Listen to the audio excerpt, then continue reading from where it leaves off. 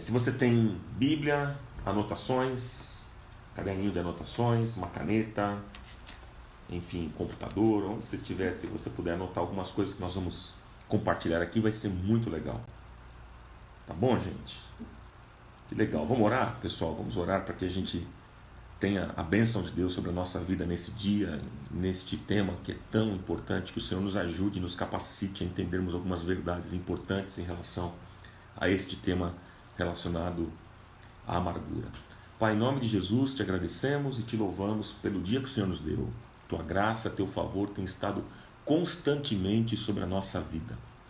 Nós te amamos, nós te louvamos, nós te bendizemos nesta manhã, engrandecemos o teu nome e pedimos que o Senhor fale profundamente ao nosso coração nesta manhã e que teu nome seja exaltado e glorificado acima de todas as coisas. Essa é a minha oração. Eu te peço em nome do Senhor Jesus, para o teu louvor e para a tua glória. Amém, amém e amém. Amém, amigos? Então vamos lá. Anote esse texto de Colossenses 3. Colossenses 3, versículo 12 até o versículo 14. Tá? Colossenses 3, de 12 a 14. Olha o que é que diz as Escrituras. Portanto, como povo escolhido de Deus, santo e amado, revistam-se de profunda compaixão, bondade, humildade, mansidão e paciência. Suportem-se uns aos outros e perdoem as queixas que tiverem uns contra os outros. Perdoem como o Senhor lhes perdoou. Perdoem como o Senhor lhes perdoou. Acima de tudo, porém, revistam-se do amor, que é o elo perfeito. Maravilhoso texto, né, gente? Anote aí, Colossenses, você que está chegando agora, anote aí, Colossenses, capítulo 3, versículo 12 até o versículo 14. Foi a nossa leitura que vai servir de base sobre aquilo que nós vamos tratar nessa manhã. Amém, gente? Deixa eu fazer uma perguntinha para vocês aqui. Você tem maior dificuldade em perdoar ou pedir perdão? Diga aí, responda rapidinho aí.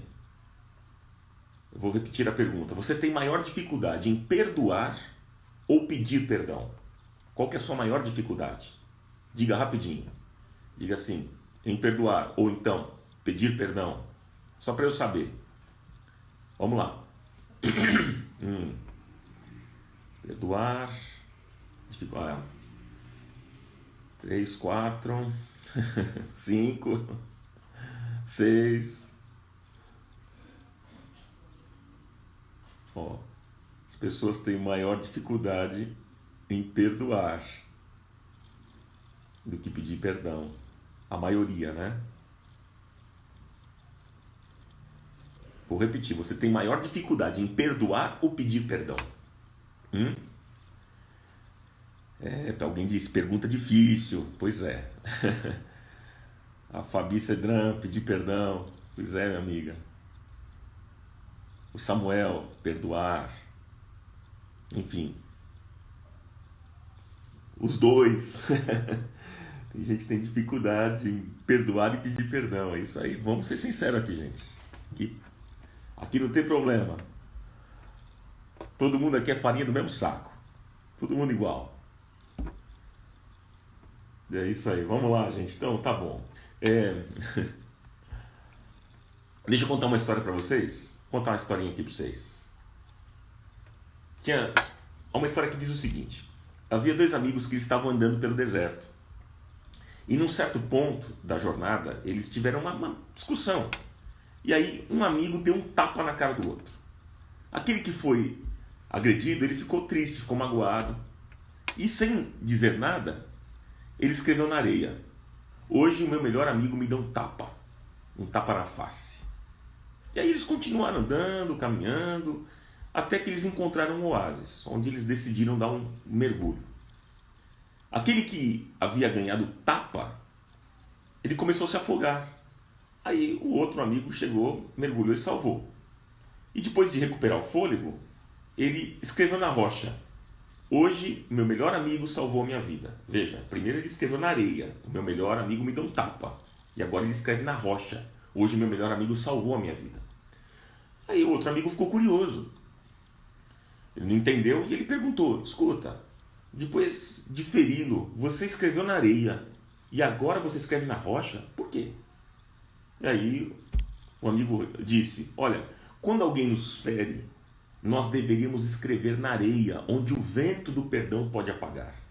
Mas quando alguém nos faz o bem, nós devemos talhar na rocha, onde nada pode apagar.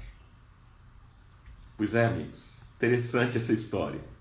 Interessante essa história. Bom, eu acredito aqui que pelo menos a grande maioria de nós aqui somos cristãos. Né? Se não for 100%, pelo menos a grande maioria somos cristãos. Em teoria, nós deveríamos fazer pelo próximo o que gostaríamos que fizessem por nós. Ou seja, amar o outro, amar o próximo como a nós mesmos. Mas existe uma questão, existe um porém. Eu e você somos humanos. E essa é a parte complicada dessa história. Porque eu e você fazemos coisas muito, mas muito distantes das que Jesus idealizou para nós.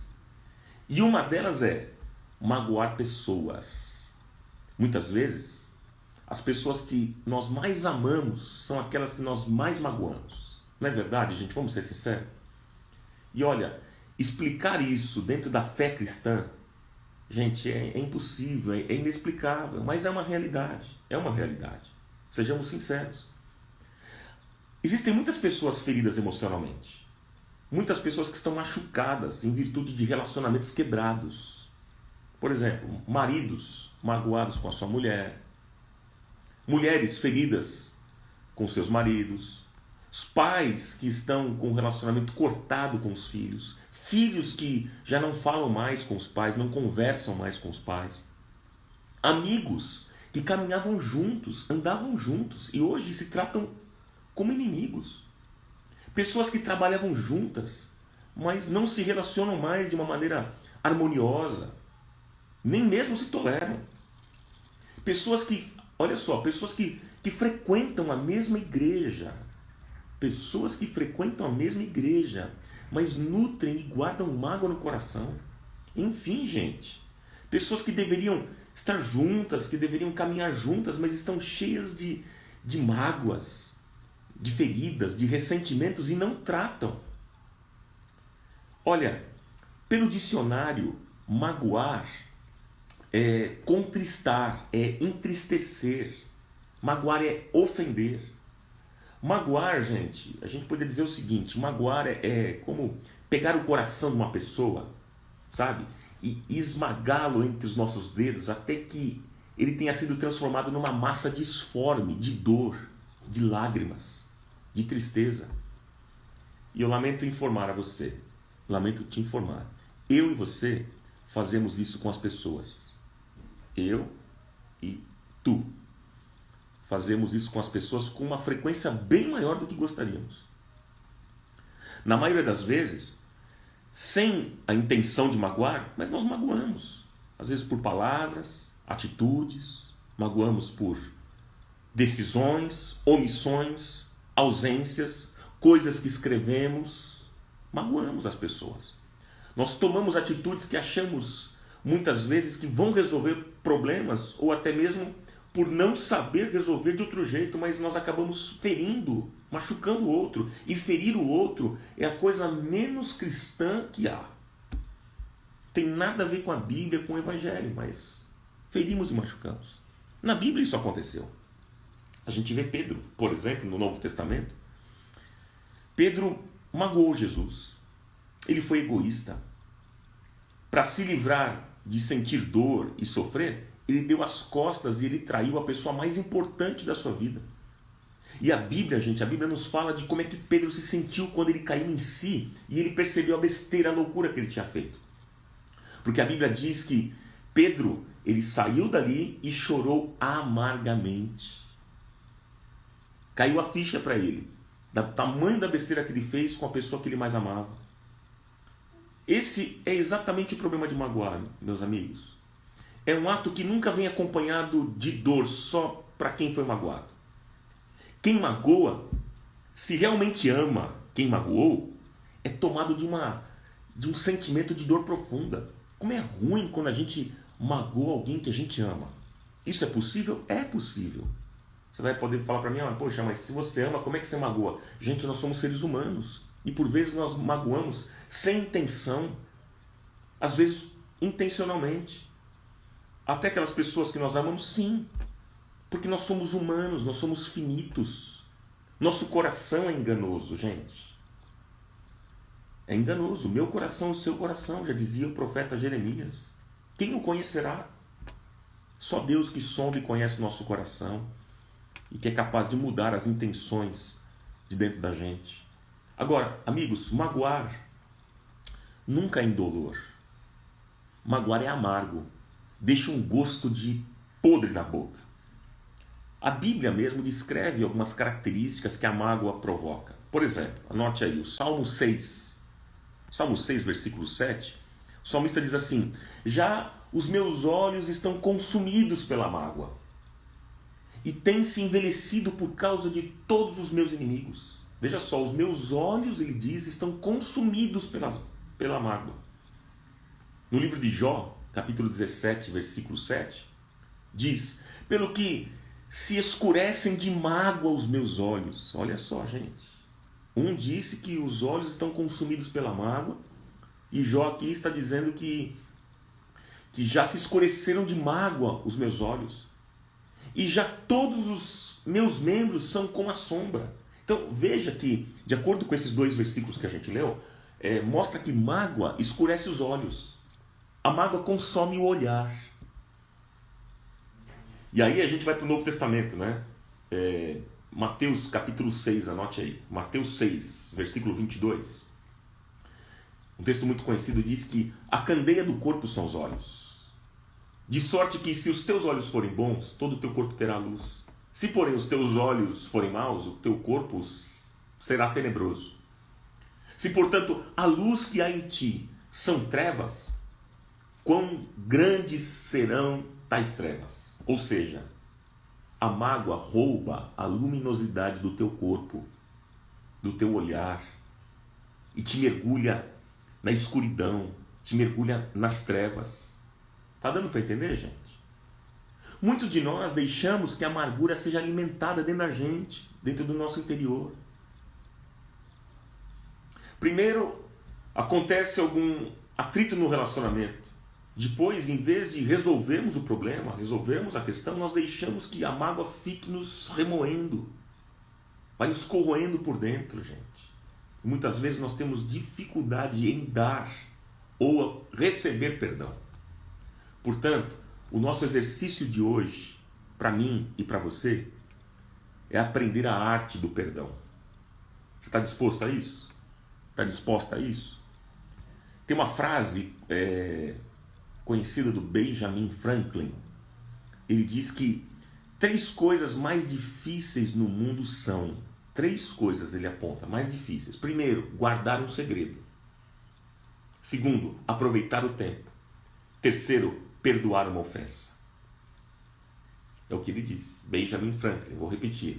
3 coisas mais difíceis no mundo: guardar um segredo, aproveitar o tempo e perdoar uma ofensa. Muitos não conseguem avançar na vida. Tem muita gente presa, não consegue prosperar, não consegue avançar porque não perdoa os seus ofensores. Estão escravizados por esse sentimento de rancor, né? De ódio, de ira. Nós sofremos mais por causa das pessoas do que pelas circunstâncias, irmãos. Pode perceber, a gente sofre mais pelos nossos relacionamentos do que pelas circunstâncias adversas. Nós vivemos hoje num mundo ferido. O mundo está doente. O mundo está cheio de mágoas.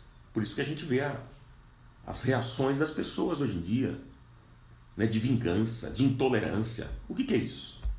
É coração adoecido, cheio de mágoas, coração doente, coração ferido.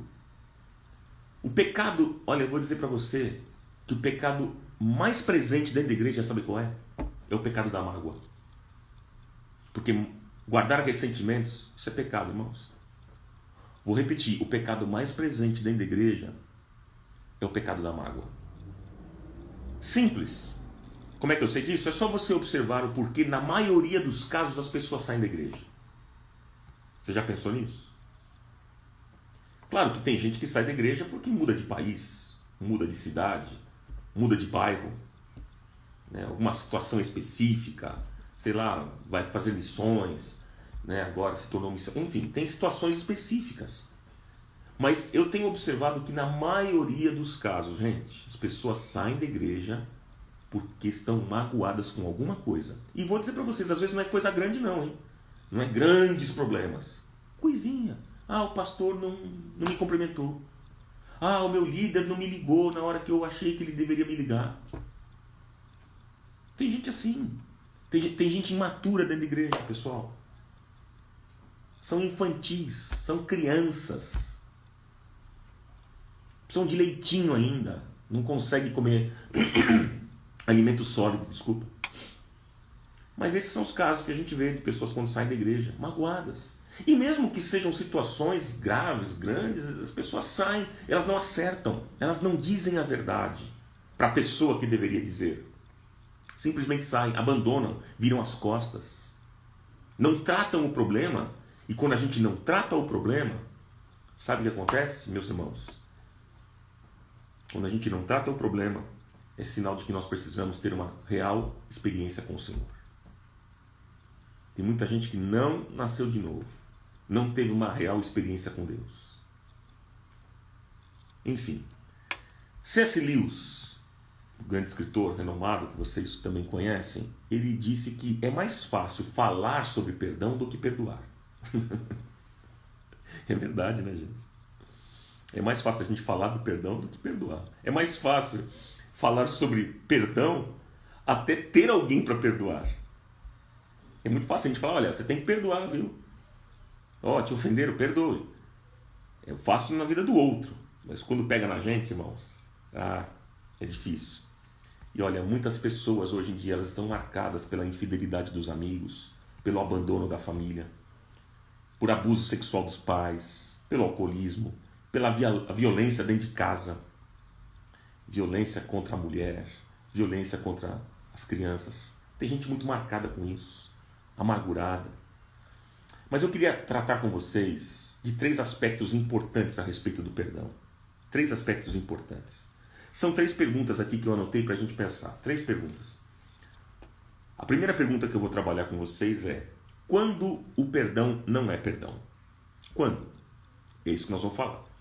Segundo aspecto sobre o perdão que eu vou falar com vocês é: por que nós resistimos a liberar perdão? Anote aí. São 3 aspectos que nós vamos falar. E o terceiro aspecto é: qual é o caminho da superação? São 3 aspectos importantes a respeito do perdão. Primeiro, nós vamos falar sobre quando o perdão não é perdão. Segundo, por que nós resistimos a liberar perdão. E terceiro, qual é o caminho da superação. Tá bom? Então aí para você já ficar atento. Então vamos para o primeiro aspecto. Qual é o primeiro aspecto? Você anotou aí? Quando o perdão não é perdão. Então vamos lá. Vou apontar algumas coisas aí nesse primeiro aspecto. Perdão que não é perdão. Perdão que coloca o outro numa posição inferior não é perdão. O perdão que coloca o outro numa posição baixa, inferior, não é perdão. O verdadeiro perdão, gente, ele é dado de graça, sem esperar nada em troca. Esse é o verdadeiro perdão. Tem muita gente que diz o seguinte: eu te perdoo, mas espero que você saiba ficar devidamente agradecido com o meu perdão por aquilo que você fez, hein?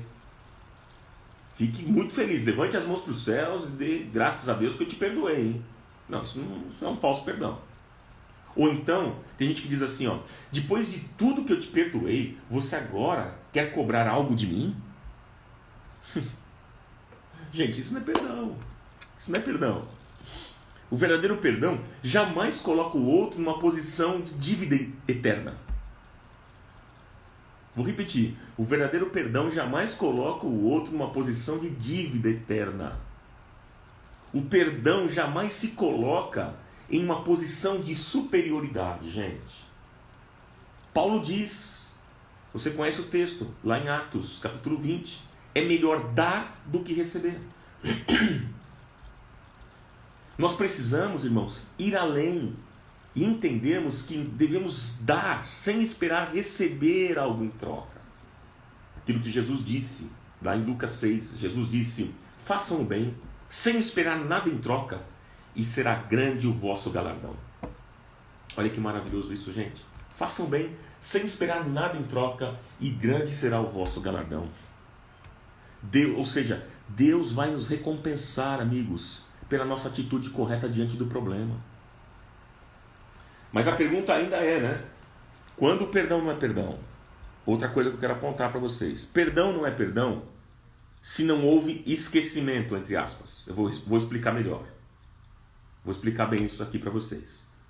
Tem gente que diz assim, ó, eu perdoo, mas eu nunca vou esquecer o que você fez. Isso é completamente incoerente.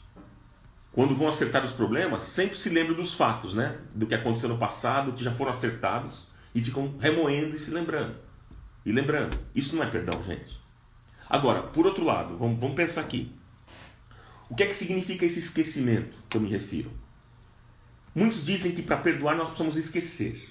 Mas, gente, a nossa memória é uma parte viva que está dentro de nós. Você compreende isso? Como é que a gente vai esquecer aquilo que marcou a nossa vida? Tanto para o bem quanto para o mal. Isso não tem sentido, né? Tem gente que diz que o tempo faz com que a gente esqueça sentimentos. Gente, isso é bonitinha a frase. Piedosa a frase, mas não é uma realidade. Vou dizer para vocês que só poderemos esquecer algo se nós tivermos uma doença chamada amnésia. Ou se nós sofremos de um grave acidente. Aí ok. Fora isso, não dá, porque a memória é uma parte viva. Está dentro daqui da gente, dentro de nós. A verdade qual é? A verdade é que nós não esquecemos, mas nós aprendemos a trabalhar os nossos sentimentos. Ou seja, agora eles ganham uma outra dimensão. Entende isso? Quando de fato nós perdoamos alguém, a lembrança do erro passado já não tem mais efeito. O perdão não depende de emoção, não depende de sentir vontade. O perdão é um exercício de fé. O apóstolo Paulo ele disse, esquecendo-me das coisas que para trás ficam. Lembra quando ele disse isso? O que Paulo estava querendo dizer com isso? De passar uma borracha mágica? De deletar da memória? Não. Ele está dizendo o seguinte, dando um outro sentido, dando um outro significado àquilo que eu vivi, agora eu prossigo para o alvo. Esquecendo-me das coisas que para trás ficam e avançando para aquelas que estão adiante, eu prossigo para o alvo. Foi o que ele disse.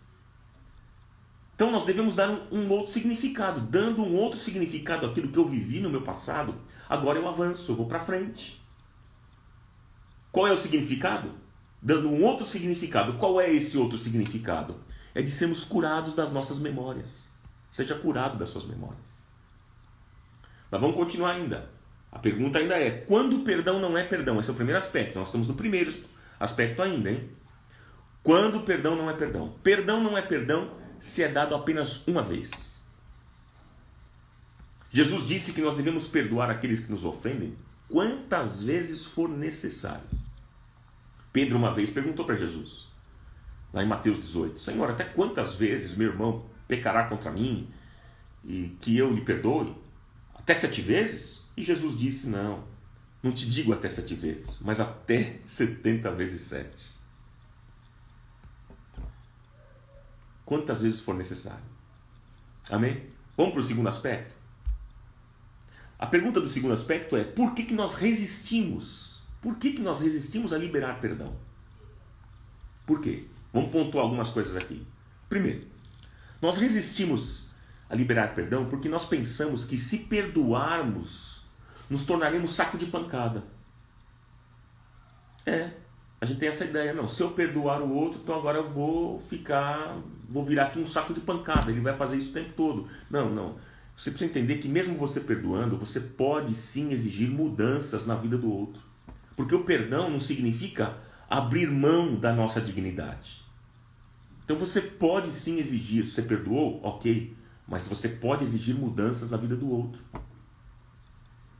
Um outro aspecto, por que nós resistimos a liberar perdão? Porque nós pensamos que perdoar significa abrir mão da justiça. Mas perdoar é desistir de ser juiz, irmãos. Nós não abrimos mão da justiça, nós abrimos mão da vingança. Que a vingança não leva a nada, pelo contrário, só agrava a situação. Nós não devemos pagar o mal com o mal, mas nós devemos vencer o mal fazendo bem, e Deus nos recompensará. Tá certo, gente? Quer ver um outro aspecto importante? Por que nós resistimos a liberar perdão?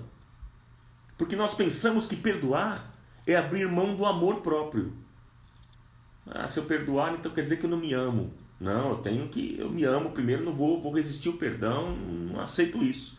Deixa eu dizer para vocês, perdoar não significa aceitar que o outro continue me ferindo, mas significa que eu devo continuar a exortar a pessoa a mudar a sua atitude. Então, gente, por que nós resistimos a liberar perdão? Por quê? Olha um outro aspecto. Porque, por vezes, a gente pensa que perdoar é ser conivente com os erros dos outros. Não, se eu perdoar, eu vou estar sendo conivente com aquilo que ele fez. E aí ele não vai mudar a atitude. Nós pensamos assim muitas vezes. Deixa eu dizer para vocês. Perdoar não é passar a mão na cabeça do outro. O perdão não anula a disciplina, gente. O perdão não anula a disciplina. Eu lembro muito bem os meus pais, quando eu era menor, quando criança, e às vezes fazíamos as coisas de criança, como todos, e a gente dizia na hora de ser disciplinado, de receber uma disciplina, seja qual fosse, a gente dizia: pai, você me perdoa? Mãe, me perdoa? Eles diziam: sim, vocês estão perdoados. Você, filho, está perdoado. Mas aqui está a disciplina. Então, gente, o perdão não é passar a mão na cabeça do outro. O perdão não anula a disciplina. E nem libera as pessoas das consequências dos atos que elas têm. Ok? Mas a pergunta ainda é: por que nós resistimos a liberar perdão? Sabe por que nós resistimos a liberar perdão? Tem um outro aspecto. Por causa do nosso egoísmo. Gente, como nós somos egoístas, arrogantes, soberbos. A gente pensa: não quero ficar por baixo, não. Eu não vou ficar por baixo. Não vou me humilhar. Ele está errado. E muitos transformam os erros dos outros numa carteira de cobranças. Os erros dos outros constituem uma espécie de álibi para os nossos pecados. Parece que, se perdoarmos aquelas promissórias, nós ficamos sem desculpas para os nossos próprios erros. Esse é um problema. Mas agora eu queria tratar com vocês sobre o caminho da superação, que é o terceiro aspecto. Lembre-se, eu falei de 3 aspectos. Eu estou falando de 3 aspectos. O primeiro aspecto que eu tratei é quando o perdão não é perdão. O segundo, por que nós resistimos a liberar perdão. E agora o terceiro aspecto, nós vamos falar sobre o caminho da superação. Você quer superar isso? Você deseja superar? Você que está amargurado, você que está ferido, você deseja superar a amargura? Qual é o caminho da superação? Simples, você já ouviu aqui. O caminho da superação não tem outro a não ser o perdão. Mas eu não sinto que eu tenho que perdoar. Não, mas você não tem que sentir. Você tem que decidir, é diferente. Porque perdoar é uma decisão. Perdoar é um exercício em fé. E vou dizer mais para vocês. Por vezes, o perdão leva tempo. Porque você decide, você não está perdoar, você não está perdoando baseado num sentimento. Porque por vezes, os nossos sentimentos, eles não permitem isso. São enganosos. E a gente não quer perdoar, mas você vai decidir. Não, eu decido, porque eu sei aquilo que a Bíblia diz, a importância de eu perdoar. Eu preciso ser livre disso. Eu quero ser livre, eu quero caminhar em santidade na presença de Deus. Eu quero caminhar de uma maneira correta na presença de Deus. Então eu decido perdoar. É um exercício de fé. Eu vou dar um passo em direção ao perdão. E vou dizer para vocês que daí envolve um processo. É um processo. Às vezes leva um tempo. Existem situações que o tempo é mais curto. Tem erros que as pessoas cometem com a gente que no outro dia está tudo ok. Alguns outros erros levam alguns meses. E ainda outros levam um pouco mais tempo. Mas o importante é a pessoa dar o passo. Você tem que dar o passo. E você precisa estar aberto ou aberta para um trabalhar de Deus em relação a esse sentimento. Porque se você ficar remoendo, isso vai destruir a sua vida. Você precisa dar um passo em fé. Perdoar, gente, eu tenho aprendido isso, que perdoar é um estilo de vida. Perdoar é o remédio. Aí está o remédio para os atritos de relacionamento entre as pessoas. Nós não podemos ter relacionamentos saudáveis, sadios, se nós não aprendermos a perdoar aqueles que nos ofendem, gente. E porque Deus nos perdoou, guarde isso, porque Deus nos perdoou, nós devemos perdoar os outros também. Nós não podemos guardar ressentimentos, mesmo que justificáveis. Ah, mas você não sabe o que aconteceu comigo. Você não sabe a gravidade do que ele fez comigo. Ok, justificável, mas para você. Mas você não pode guardar esse sentimento, porque se eu e você não perdoarmos aqueles que nos ofendem, Deus também não nos perdoará. Quem disse isso? Jesus. Lá em Mateus 6, ele disse: porque se perdoardes aos homens as suas ofensas, também o vosso Pai Celeste vos perdoará. Se nós não perdoarmos, nós não seremos perdoados. Perdão é o que nós recebemos de Deus, meus amigos. E negar isso para as pessoas é ser indigno de ser perdoado. Os ressentimentos, meus amigos, nos escravizam, nos aprisionam, trazendo consequências espirituais. E também para o nosso corpo, está cheio de gente doente, com câncer, porque não libera perdão. E se não houver perdão, nós destruiremos a nossa própria alma, gente. A falta de perdão provoca câncer, não apenas no corpo, como eu disse, mas na alma. A pessoa adoece. Nós só teremos sucesso na vida quando nós perdoarmos os erros e as decepções do passado, aquilo que cometeram contra nós. Perdão não é justiça. Perdão é a injustiça que a misericórdia pratica. O perdão é a remissão de uma punição merecida. Deixa eu dizer algo importante para vocês. Quem não perdoa, destrói a ponte que um dia vai precisar para atravessar do outro lado. Jesus disse que quem não perdoa se coloca debaixo da ira de Deus. Quem não perdoa não tem paz, não consegue dormir. Não consegue dormir. Quem não perdoa abre uma brecha na sua alma para cair em depressão. Quem não perdoa diz não para Deus e diz sim para o diabo. Quem não perdoa fica preso ao passado. De acordo com pesquisas médicas de uma revista chamada Interversity Press, Lifeline, tem uma matéria muito interessante que saiu um tempo atrás que dizia o seguinte, olha, eu vou ler para vocês aqui o que eu encontrei. Deixa eu pegar aqui para poder ler melhor para vocês. Que diz o seguinte, olha só, vou ler aqui. Perdoar é bom para nossa alma e para o nosso corpo.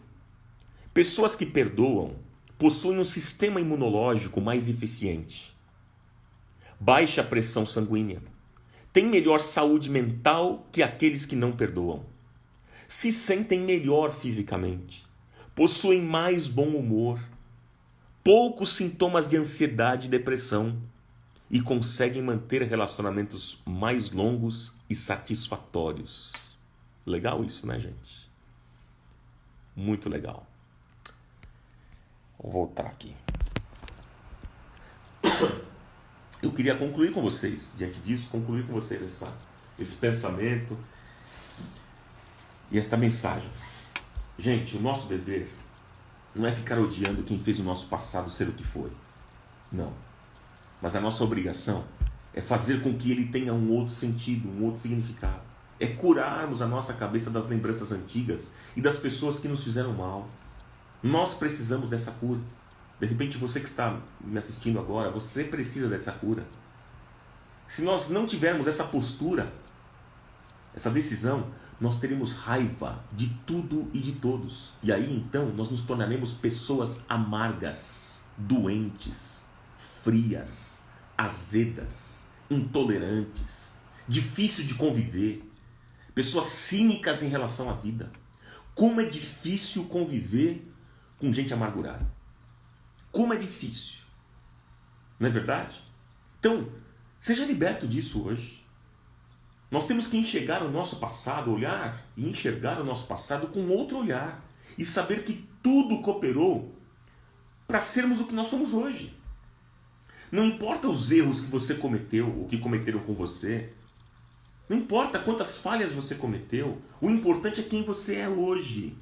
E o que você é hoje é muito especial para Deus. E Ele aceita você do jeito que você é. Você é amado e você é muito querido por Deus, muito querida por Deus. Sabe? Guarde essa frase que eu vou dizer aqui nesse finalzinho. No amor, na graça e na misericórdia não deve existir contabilidade.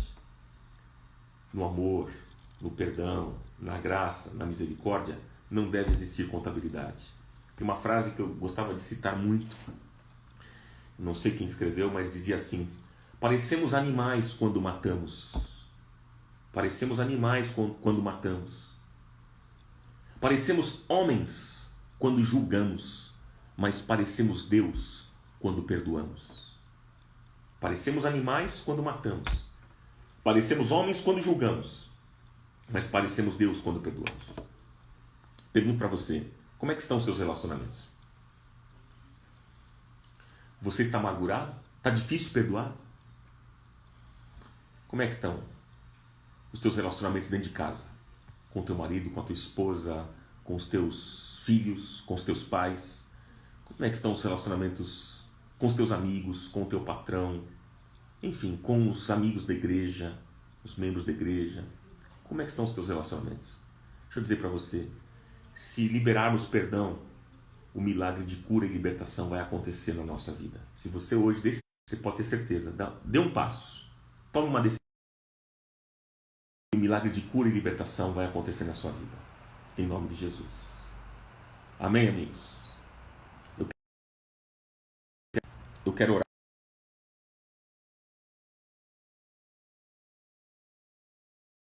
Por favor, sobre eles.